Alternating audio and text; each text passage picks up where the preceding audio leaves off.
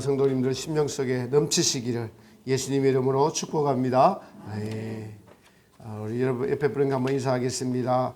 부활하신 예수님의 이름으로 사랑합니다 라고 합니다. 시작.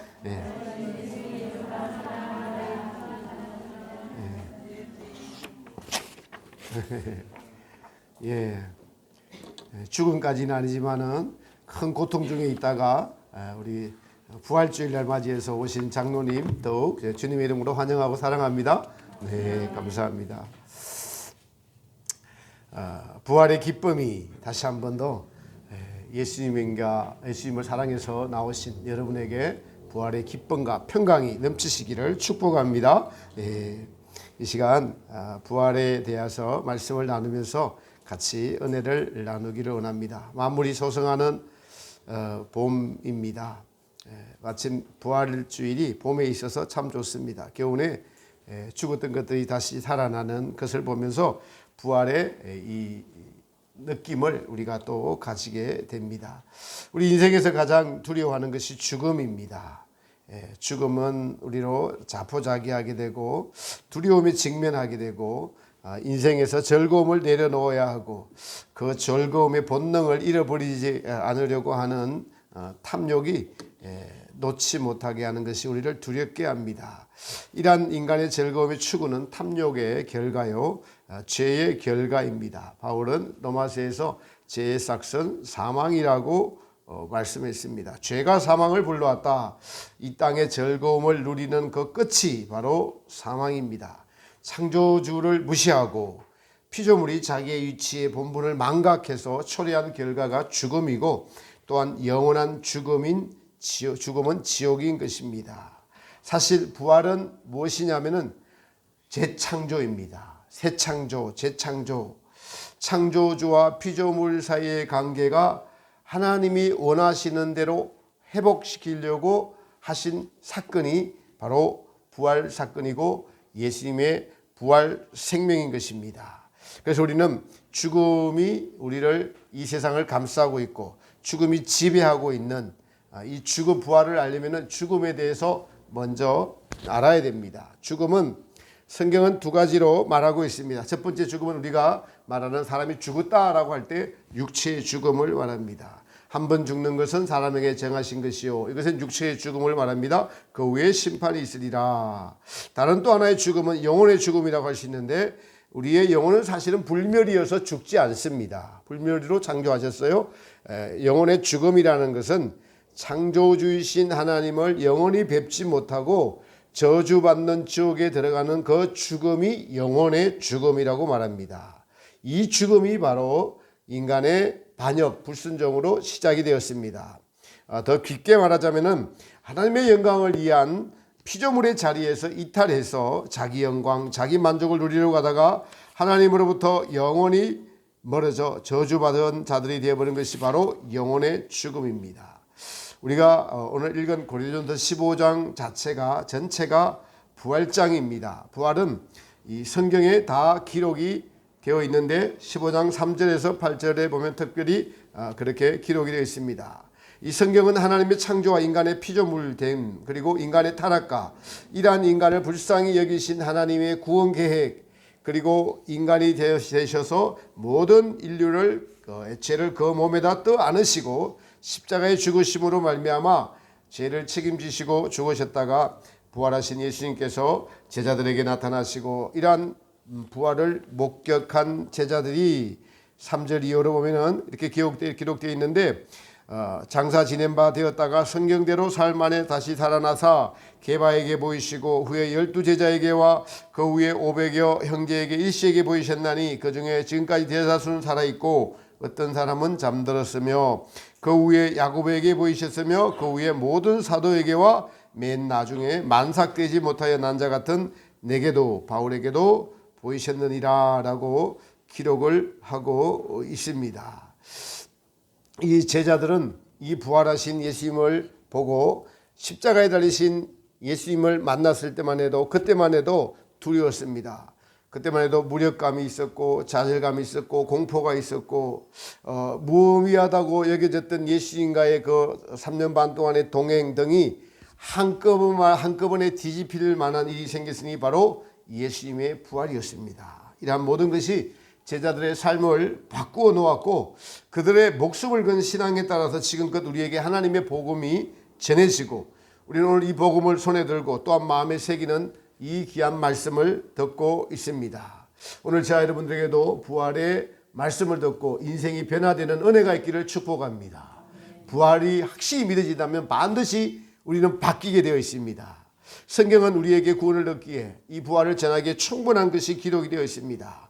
타락한 인간의 실상부터 구원을 얻는 인간이 걸어가야 할 길과 부활하신 예수님께서 우리를 위하여 먼저 부활하시고 그리고 우리를 초청하셔서 영원한 천국으로 인도하는 것이 기록되어 있는 것이 바로 성경입니다. 특별히 부활에 대해서 13절 19절에 보면은 만일 죽은 자의 부활이 없으면 그리스도도 다시 살지 못하셨으리라. 그리스도께서 만일 다시 살지 못하셨으면 우리의 전파하는 것도 헛것이요 또 너희 믿음도 헛것이며 또 우리가 하나님의 거짓 증인으로 발견되리니 우리가 하나님이 그리스도를 다시 살리셨다고 증거하였습니다. 만일 죽은 자가 다시 사는 것이 없으면 하나님이 그리스도를 다시 살리시지 아니하셨으리라. 만일 죽은 자가 다시 사는 것이 없으면 그리스도도 다시 사신 것이 없었을 터이요 그리스도께서 다시 사신 것이 없으면 너희의 믿음도 헛되고 너희가 여전히 죄 가운데 있을 것이요 또한 그리스도 안에서 잠자는 자도 망하였으리라. 만일 그리스도 안에서 바라는 것이 다만 이생뿐이면은 모든 사람 가운데 더욱 우리가 불쌍한 자니라. 부활이 없다면은 믿음도 헛고요 또 우리가 헛되이 사는 것이요 믿음도 헛되고 여전히 죄 가운데 있을 것이고 죽음도 헛되고 우리가 바라는 것이 다만 이생뿐이면은 모든 사람 가운데 부활이 없다면 우리는 가장 불쌍한 자다. 왜 부활이 없는데 주일날 나와가지고 여기 와가지고 여러분 헌금 드리고 찬양하고 봉사하고 그렇게 시간 들이고 세상에 벚꽃 구경하기가 좋은 날씨인데도 불구하고 왜 이곳에 와 있냐 이거죠. 가장 그것이 불쌍한 것이다. 우리가 불쌍하지 않는 이유가 우리가 진짜 믿음의 이유가 부활에 있기 때문에 그렇다라고 바울은 지금 기록하고 있는 것입니다. 바울은 우리의 믿음이 그래서 이 땅의 이생이 아니라 부활, 영생에 있다라고 말씀하고 있는 것입니다. 하나님께서 그래서 우리는 지금 구원하는 장소, 구원의 완성을 위한 장소로 이 땅에 존재하는 것이고 그리고 이 땅의 삶이 끝나면 우리도 같이 부활시키셔서 하나님이 계시는 영원한 천국에서 우리를 인도하셔서 영생복락을 누리게 하시는 것이 하나님의 목적인 것입니다. 부활이 없으면 우리의 믿음이 헛것이라고 부활뿐만 아니라 믿는 자가 세상에서 가장 불쌍한 자라. 왜냐하면 잘못된 가치, 헛된 가치 때문에 그런 거죠.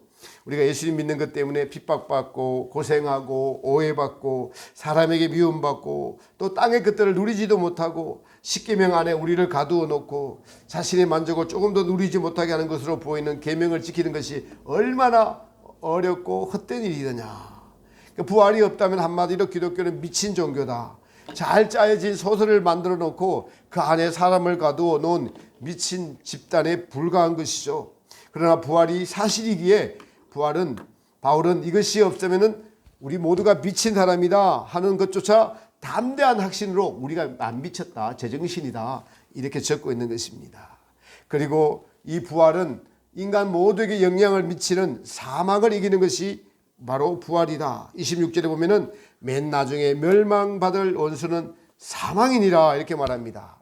사망에 속한 것이 죄요 인간을 불행하게 만든 근본이었습니다. 이 사망이 모든 것을 지배했습니다. 이것을 이길 것이 새롭게 도래했는데 그것이 부활이었습니다. 부활이 사망을 삼켰다고 성경은 기록하고 있어요. 여러분 진자는 이긴 자의 종이 됩니다. 그러니까 이긴 자가 진자의 모든 것을 이긴 자가 모든 것을 가지게 돼요. 바울은 부활장 마지막 결론에서 부활 54절에 보면 부활이 사망을 삼켰다. 사망이 부활 안에 들어가 포위되어 버렸다. 이렇게 말하고 있습니다. 이 썩을 것이 썩지 아니함을 입고 이 죽을 것이 죽지 아니함을 입을 때에는 사망이 이겼다는 거예요. 사망이 부활에게 졌다. 부활이 사망을 이겼다라고 그 말씀이 응하리라. 썩을 육체가 썩었는데 다시 보지 썩지 아니하는 육체를 입게 된다는 부활체를 입게 된다는 말씀입니다.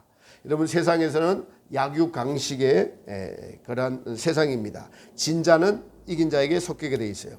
패배자에는 이긴 자에게 모든 것을 내어줍니다. 전쟁을 하고 여러분 우리나라가 이기면 자유, 북한하고 싸워서 이기면은 자유 대한민국이 되는데 우리가 지면은 북한의 김정은의 손 아래 그 앞에서 다 엎드려 절해야 됩니다. 사망이 인간의 생의 승리자가 된 것처럼 보입니다. 사실 이 세상은 사망이 왕이에요. 사망이 왕입니다. 그러나 믿는 우리에게는 부활이 역전승을 하면서 사망을 완전히 삼켜버렸습니다. 이와 같이 부활이 사망을 이긴 것입니다. 예수님께서 십자가에서 그 사망의 결과인 죄를 몸에다 다 담고 죽으셨고 그 죽으신 몸을 하나님은 다시 부활로 새롭게 태어나게 하셨기 때문에 우리가 부활신앙이 있게 된 것입니다. 자, 여러분 우리 모두가 죽음이라는 것이 문턱에 와 있을 경우에라도 당당히 나는 믿음의 자녀요. 이 죽음 이후에 부활이 나를 기다리고 있기에 바울처럼 사망아 너의 쏘는 것이 어디 있느냐 어서 오라. 나는 부활하신 예수님께서 나를 기다리고 계시니 나는 부활로 나아간다. 사망아 안녕. 그리고 여러분들이 사랑하는 성도들에게 사랑하는 가족들에게 나는 예수님께 나아가니까 내가 믿는 예수님께 나아가는 것처럼 모두가 한 명도 빠짐없이 우리 식구들은 전부 다 예수님 믿고 부활로 나와서 천국에서 만나자라고 웃으면서 아니면 가쁜 웃음을 몰아쉬면서도 그렇게 인사할 수 있는 그렇게 이 땅에서 사망을 이기는 작별에 인사할 수 있는 자 여러분들의 그런 신앙이 되시기를 다시 부활의 신앙이 되시기를 다시 한 번 더 예수님의 이름으로 축복합니다. 네. 저희 사촌 동생이 수십 년 전에 집안에 어려움을 당했는데 어머니와 장로님이 동시에 암이 걸려서 1년 사이에 두 분이 돌아가셨어요. 근데 두 분이 너무 다 신앙인데 너무 다르다는 겁니다. 장모님은 인천의 한 대형교회에서 전도 생활을 오래 하셨는데 암이 걸리시니까 내가 왜 암이 걸리냐고 내가 얼마나 하나님께 충성하고 봉사했는데 지금 암이 웬 말이냐고 막 원망하고 불평하는데 옆에서 못 봐주겠다는 거예요. 그렇게 원망 불평하다가 끝까지 고생하시다가 돌아가셨다는 거예요. 그런데 그 사촌 동생의 어머님, 저한테는 작은 어머님 되죠. 숙모님 되죠. 저도 그 암에 걸렸을 때 문병 가고 몇 번 만났을 때도 아주 당당하게 나는 부활의 주님이 계시니 이 암도 주님이 허락하신 것이라고. 그래서 부활의 주님이 계시니 아무 두려움이 없다고 당당하게 그 암을 대하던 모습이 생각이 납니다. 그렇습니다. 우리에게 이 부활의 신앙은 죽음을 이기게 가는 놀라운 우리에게 믿음이 있는 것을 알려주고 있습니다. 그래서 마귀는 이 부활신앙을 갖지 못하게 하도록 온갖 계략을 다 써서 우리로 부활신앙을 갖지 못하게 합니다. 성경에 보면은 마귀가 하는 짓이 마태복음 27장에 보면은 이렇게 기록이 되어 있어요. 부활하신 예수님이 나타난 것을 미리 마귀가 알고 이것을 속이려고 이렇게 기록하고 있습니다. 예수님 십자가 사건 이후에 그 이튿날은 예비일 다음 날이라 대제사장들과 바리새인들이 함께 빌라도에게 모여 가로되 주여 저 유혹하던 자가 살았을 때 말하되 내가 사흘 후에 다시 살아나리라 한 것을 우리가 기억하노니 그러므로 명령하여 그 무덤을 사흘까지 굳게 지키게 하소서. 그 제자들이 와서 시체를 도적질하여 가고 백성에게 말하되 그가 죽은 것 가운데서 살아났다면 후의 유혹이 전보다 더 클까 하나이다 하니 빌라도가 가로되 너희에게 파수꾼이 있으니 가서 너희 힘대로 굳게 그것을 지키라라고 했습니다. 그 다음 마태복음 28장의 11절에 보니까 예수님이 살아나셨어요. 여자들이 갈제 파수꾼 중 몇이 성에 들어가 모든 된 일을 대제사장들에게 고하니 그들이 장로들과 함께 모여 의논하고 군병들에게 돈을 많이 주며 가로되 너희가 말하기를 그 제자들이 밤에 와서 우리가 잘 때 그의 시체를 예수의 시체를 도적질하여 갔다라고 돈 주고 매수했습니다. 만일 이 말이 총독에게 들리면 우리가 근하여 너희로 근심되지 내가 책임질 테니까 근심하지 말라. 군병들이 돈을 받고 가르친 대로 하였으니 이 말이 오늘날까지 유대인 가운데 두루 퍼지니라. 거짓의 아비가 부활이 자기들에게 치명적인 것을 알기 때문에 요것까지도 감추고 속이는 것이에요. 치명적인 것을 알기 때문에. 모든 사람들 속에서 하나님 믿는 것에서부터 멀어지게 하고 하나님을 잊어버리게 하고 세상에 취하게 해서 영원한 내세, 영원한 천국을 바라지 못하게 하는 것이 마귀의 전략인 것입니다. 그 중에서도 죽음은 마귀가 가진 최고의 권력인데 이 죽음을 이겨버리는 예수님이 다시 살아난다고 공생의 생활 때도 말씀하셨고 실제로 살아나셨으니까. 그래서 마귀는 어떻게 하든 간에 사람들을 모두가 죽음의 권세 아래 가두어 놓으려고 해요.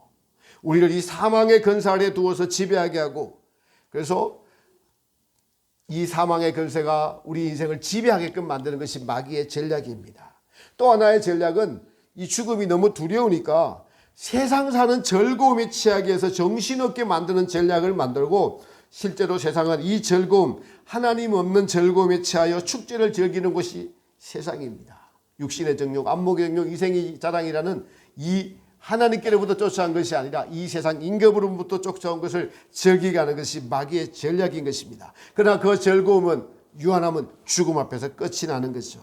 우리는 이 사실을 알아야 됩니다. 즐거움의 끝, 죽음이 기다리고 있다는 사실을 알고 우리에게 하나님을 생각지 못하게 하는 마귀의 그것이 전략이라는 것을, 고통이라는 것을 또 주어서 사람에게 겁을 주고 두려움을 심어주게 하고 모든 것들이 마귀의 권세이나 이 권세를 예수님의 부활을 생각하면 다 이겨낼 수가 있고 친히 예수님께서 성경에 보여주시고 그리고 우리에게 이것을 믿도록 제자들에게 나타내 주시고 제자들이 기록한 것을 오늘 우리가 선포하고 있다는 사실입니다. 이 부활신앙을 가지기 위해서 성도들이 어떻게 해야 될까요? 바울은 고린도서 15장 31절에 부활장인데도 불구하고 또 죽는다고 이야기를 해요. 15장 31절에 이렇게 기록하고 있습니다. 형제들아 그리스도 예수 우리 주 안에서 가진 바 너에게 대한 나의 자랑을 두고 내가 예언하노니 나는 날마다 죽노라. 나는 날마다 어떻게 한다고요? 죽노라. 부활장에다가 딱 중간에 바울이 나는 날마다 죽노라 라고 기록하고 있어요. 무엇에 죽는다는 말입니까? 세상을 사랑하는 나, 세상을 좋아했던 나, 하나님을 멀리했던 나 자신을 위해서 산 나, 자신의 명예와 만족을 위해서 살았던 나에 대해서 나는 죽겠다. 왜냐하니까 부활이 있기 때문에 이 땅의 것과 부활의 소망은 서로 원수가 되어 싸우기 때문에 나는 부활의 소망을 두고 살아가기 때문에 이 땅의 즐거움을 십자가에 못 받겠다라는 이 말씀이 바로 나는 날마다 죽노다라고 하는 말입니다. 사랑하는 성도 여러분, 부활신앙은 나를 위해 살지 않게 합니다. 영원한 것을 바라보게 합니다. 내세를 바라보게 합니다. 이 땅에 없어지는 것에 소망을 두지 않습니다. 썩지 않고 더럽지 않고 쇠하지 않는 나라를 마음에 두고 살아가게 합니다. 이것을 얻기 위해서 세상에 대하여 죽고 자신에 대하여 날마다 죽는 삶을 사는 것입니다. 이 모든 것을 위하여 예수님께서 십자가의 죽으심으로 이루어 놓으신 것을 쫓아가는 것이 신앙입니다. 바울은 이것을 너무나 확실히 알았기 때문에 나는 날마다 죽노라 하는 것이죠. 부활하신 예수님을 목도했고 그 부활이 뭐냐니까 영원한 천국이고 그 천국이 바울 안에서 이루어져 감히 하는 것이 실제로 존재하고 있기 때문에 나는 이것을 위해서 세상에 대하여 죽고 자신에 대하여 죽고 그러므로서 부활의 기쁨, 부활의 소망이 내 안에서 이루어져 가니까 나는 날마다 죽는 삶을 사노라라고 고백한 것입니다. 그렇습니다. 성도 여러분, 우리가 세상에 대해서 사실은 죽는 것만큼이라고 하기엔 좀 그럴게요. 죽는 것만큼 부활의 소망이 있는 것도 마찬가지고 부활의 손에 부활의 소망이 오면은 또 이것은 그냥 자동으로 또 죽어지게 돼 있어요. 어떨 때는 우리가 열심히 노력해서 말씀을 믿고 나는 죽어야지라고 죽으려고 할 때 또 주님은 은혜를 주셔서 부활의 소망이 있기도 하고 어떨 때는 부활의 은혜를 크게 주셔서 이 죽어지지 않는 것들이 아무 쓸데없이 느껴져 가지고 죽게 만드는 은혜로 이끌어가는 두 가지 방편을 주님께서 골고루 이렇게 사용하세요. 때로는 은혜를 주셔서 무가치하게 하시고 때로는 죽지 않는 자신을 바라보게 하셔서 이 육체의 정욕, 안목의 정욕, 이생의 자랑이라는 것이 내 안에 얼마나 깊이 뿌리 박혀서 예수님의 십자가 공로가 아니라면 도저히 안 되는구나라고 또 은혜로 이끌어 주시기도 한다는 사실입니다. 사실은 또 반대로 이야기하면 우리가 세상에 미련이 있고 세상을 즐기는 것만큼 세상의 미련을 버리지 못하는 것만큼 우리에게는 부활 소망이 없게 됩니다. 반면에 우리가 어려운 환경에 처해 있거나 괴로운 일이 있을지라도 주님의 부활의 믿음과 소망을 성도에게 주시면은 우리는 이 세상에 속한 것이 헛된 줄 알고 버릴 수 있게 됩니다. 이 부활의 소망, 이 천국이 어떻게 이루어집니까? 우리의 심령 안에서 성령께서 이끌어 가시는 것만큼, 성령과 교제하며 사는 것만큼 그 평강이 이루어집니다. 이 천국을 이 땅에서 온전히 살아갈 수 있는 것, 믿음의 소망은 미래형이니 이 소망이 실제로 이 땅에서 사는 것이 있는데 그것이 더 온전한 소망의 믿음이다 라는 사실입니다. 부활의 영광은 여러분 각자가 다 달라요. 여러분이 지금 다 주님 앞에 나와 있지만은 부활의 신앙이, 부활의 소망이 각자의 믿음 따라 다릅니다. 실제로 부활의 영광도 다릅니다. 고린도 15장 40절 41절에 하늘에 속한 형체도 있고 땅에 속한 형체도 있으나 하늘에 속한 자의 영광이 따로 있고 땅에 속한 자의 영광이 따로 있으니 해의 영광도 다르고 달의 영광도 다르며 별의 영광도 다른데 별과 별의 영광이 다르도다. 이 땅에서 믿음의 정도만큼, 믿음의 성장의 정도만큼 이 영광을 하나님께서 다르게 주신다는 것입니다. 성경은 우리에게 생명으로 나아가라고, 천국을 믿고 나아가라고 말씀하고 있습니다. 우리 마음에 이루어진 하나님 나라는 바로 부활신앙을 이루는 것이에요. 그것은 다름이 아닌 왕이신 나의 하나님, 창조주이신 나의 하나님, 예수님이 주인 되는 삶입니다. 예수님이 나의 주인이 되면 우리 안에 어떤 일이 일어날까요? 바로 반드시 날마다 우리 안에 종로라는 내면의 싸움이 일어납니다. 옛사람이 주인이었던 내가 예수님이 주인이 되려고 하니까 욕심을 버려야 되고 용서해야 되고 더 예수님을 사랑해야 되고 세상을 사랑하지 말아야 됩니다. 세상을 사랑하면 보면 욕심이 생기고, 욕심은 이기적인 사람으로 만들고, 이기심은 우리에게 질투와 교만을 불러오고, 그리고 그것은 지옥이 내 안에 있음을 또 깨닫게 됩니다. 이것이 바로 여러분 둘째 사망으로 지옥으로 향하는 전형적인 인간들의 모습이죠. 그러나 부르심을 입고 택하심을 입은 성도는 자기 부인을 통해서 점진적으로 예수님께 나아갑니다. 예수님을 주인으로 모시려고 하는 이 순수한 의지, 갈망 이런 것들이 점점 우리 속에서 자라나게 되어서 우리 안에서 자기가 이제 주인이 된 옛사람의 행실을 조금씩 벗게 됩니다. 그렇게 함으로써 예수님의 주인이 되는 자신의 탐욕을 버리게 될 때 오는 무소유로부터 오는 자유함을 맛보게 되고, 이웃을 사랑할 때 오는 천국적인 기쁨을 경험하게 됩니다. 이런 것들이 바로 주님이 주시는 부활의 천국적인 기쁨이고, 이것은 예수님께서 우리의 주인이 되셔서 주시는 기쁨인 것이죠. 부활은 이제 완전히 새롭게 거듭난 기쁨을 우리에게 가져다 줄 것인데 그 기쁨은 이루 말할 수 없을 것입니다. 저는 이 봄이 되면서 산에 오르면서 최근 한 달 사이에 보면은 대지에부터 파란 풀이 올라오고 조금 있으면 가지에 이제 잎이 나고 대지 위로 파란 생명들이 팍 올라옵니다. 그래서 꽃이 피고 여러분 파란 버들나무 같은 것들이 이렇게 올라오는 걸 보면은 그냥 그 생명이 약동함이 그것이 그냥 막 느껴져요. 이제 개나리가 피고 진달리가 피고 벚꽃이 피었잖아요. 지금은 겨울 되면 완전히 죽었다고 생각했던 큰 고목나무 같은 데서 거기서 작은 이파리가 하나씩 이렇게 나온 걸 보면서 야, 하나님이 보시기에 우리가 보기에는 죽은 것 같이 보이나 그 안에 뿌리야 생명이 살아있어서 새롭게 움트는 것들을, 생명이 자라는 것들을 보면서 부활을 저는 다시 경험하게 됩니다. 이런 것을 보면서 하나님께서 자연 만물에도 부활을 담아 놓으셨구나. 죽은 것 같지만은 죽지 않은 것이 무엇일까요? 나무가 겨울이 되면 여러분 고목처럼 죽은 것이 보입니다. 생동감이 없어 보여요. 고목나무처럼 죽은 것이 보이나 뿌리가 살아있기 때문에 죽은 것이 아니죠. 이처럼 인간의 육체는 고목나무처럼 시들어가는 것처럼 죽은 것처럼 보이나 실제로 그 안에 영혼은 죽지 않습니다. 자연 만물이 새봄이 되면은 새로운 단장을 하여 나타나듯이 인간의 영혼도 추운 겨울을 나면서 이 광야를 통과하면서 새롭게 날마다 천국을 향하여서 새롭게 단장을 하고 있는 것입니다. 그 단장이 무엇이겠습니까? 날마다 죽는 것이죠. 죄로 물들은 우리의 마음을 천국적인 것으로 새롭게 하는 것이죠. 내가 주인이 되었던 것을 원래 주인이 예수님이 나의 주인이 되는 것, 나는 피조물이고 예수님은 창조주의 그 질서를 회복하는 것, 이 작업을 하려고 나를 죽이기 위해서 겨울이 필요한 것입니다. 시련이 필요한 것이죠. 우리 영혼의 겨울이 필요한 것은 새로운 봄을 맞게 한 하나님의 계기요 섭리입니다. 우리가 겉으로 보기엔 죽은 것처럼 보이는 그 나무가 그러나 죽지 않고 새순을 내며 새싹을 내며 꽃을 피워 전성기를 받듯이 우리의 영혼도 겨울이라는 이 자아를 죽이는 혹독한 시련이 때로 필요한 것입니다.